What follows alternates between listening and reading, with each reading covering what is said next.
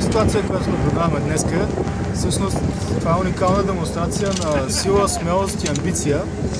Такава тя е присъща за българския народ и в частност за България като национален превозвач.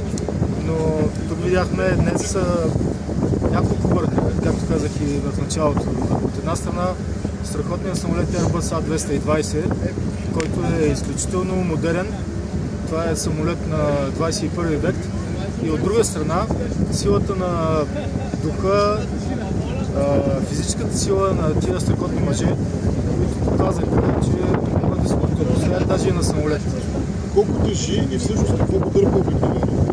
Самолетът в момента тежи около 40 тона, а обикновено го дърпа два огромни двигателя, които генерират огромна тяга, позволяват на този самолет да лети на полетна височина от порядъка на 12 000 метра или полетно ниво 410 със скорости около 900 км в час или съотнесено към скоростта на звука 0,8 от скоростта на звука.